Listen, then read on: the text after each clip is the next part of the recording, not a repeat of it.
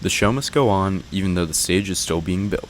Construction on the school's new theater is continuing, bringing some noise and disruption to nearby classes as the project moves forward. Pierce Wade, an upper school Latin teacher, shared his thoughts on the construction. There have definitely been days where the noise has impacted students' ability to focus.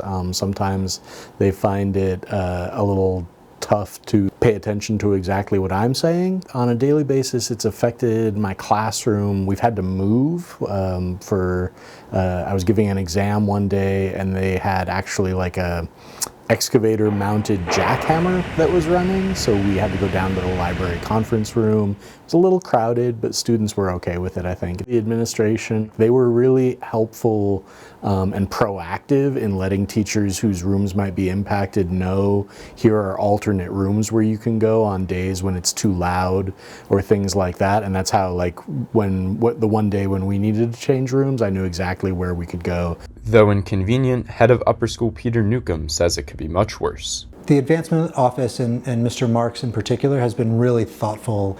That said, there are obviously times where we're needing to do that during the school day. As you can see out the window here, they've done a lot of the demolition process already, but the heavy stuff should be complete until summer.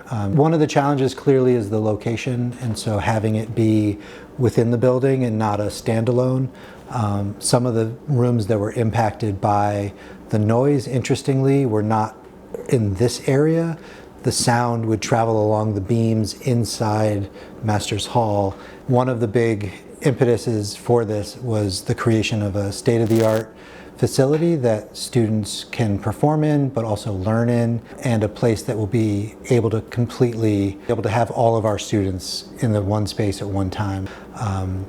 But sort of next steps over the summer, the hope is to put up sort of the external walls with an opening perhaps the following fall. Jesse Ostrom expressed his thoughts and concerns about the noise and disruption. The noise has affected my ability to learn and concentrate in class because the loud sounds are often very distracting. So a lot of the time we will be having a lesson and there will be, construction sounds, jackhammers, stuff like that. And sometimes we'll actually have to go outside. The fans and the air purifiers have definitely affected my concentration in the library. The ones specifically in Master's Hall are very loud and can be heard if you're in the kind of front area of the library. I am someone who is allergic to dust, so I do sometimes have that concern.